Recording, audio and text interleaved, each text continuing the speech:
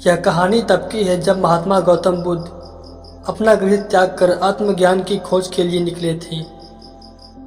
कुछ समय बीतने के पश्चात उनके मन में विभिन्न प्रकार के प्रश्न उमड़ रहे थे। उन्हें प्रश्नों का उत्तर चाहिए था, किंतु अनेक प्रयासों के बाद भी उन्हें सफलता नहीं मिली। वे आत्मज्ञान की प्राप्ति के लिए कठोर तपस्या करने लगे, अनेक कष्ट सहन किए, कई स्थानों की यात्राएं की, परंतु जो समाधान उन्हें चाहिए था वह उन्हें नहीं मिला। एक दिन उनके मन में कुछ निराशा का संचार हुआ। वे सोचने लगे, धन, माया, मोह और संसार की समस्त वस्तुओं का भी त्याग कर दिया, फिर भी आत्मज्ञान की प्राप्ति नहीं हुई। क्या मैं कभी आत्मज्ञान प्राप्त कर सकूंगा? और फिर अब मुझे आगे क्या करना चाहिए? इसी प्रकार के अनेक प्रश्न बुद्ध जी के मन में उमड़ रहे थे। तपस्या में सफलता की कोई किरण दिखाई नहीं दे रही थी और इधर बुद्ध ने अपने प्रयासों में कोई कमी नहीं छोड़ी थी। वे उदास मन से इन्हीं प्रश्नों का मंथन कर रहे थे। इसी दौरान उन्हें प्यास लगी।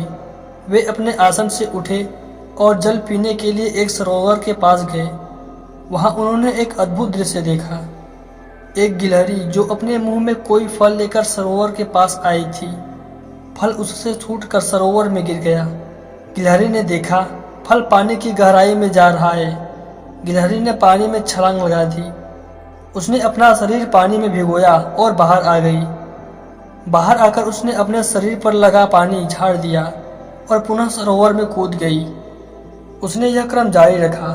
बुद्ध उसे देख रहे थे, लेकिन गिलहरी इस बात से अनजान थी। वह लगातार अपने काम में जुटी रही। बुद्ध सोचने लगे, ये कैसी गिलहरी है?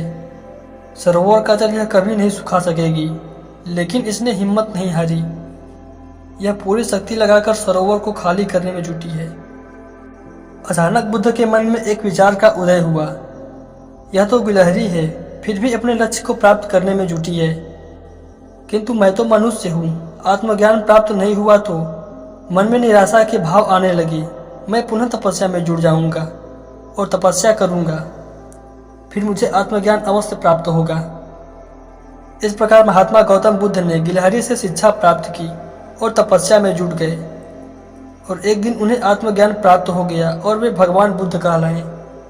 महात्मा गौतम बुद्ध की इस कहानी से हमें यह प्रेरणा मिलती है कि यदि हम किसी लक्ष्य के प्रति कार्य कर रहे होते हैं तो कभी कभी हमारे अंदर निराशा की भावना भी उत्पन्न हो जाती है और हम निराश हो जाते हैं, किंतु हमें निराश न होकर लगातार प्रयास करते रहना चाहिए, तब तक जब तक कि वह लक्ष्य हमें प्राप्त न हो जाए।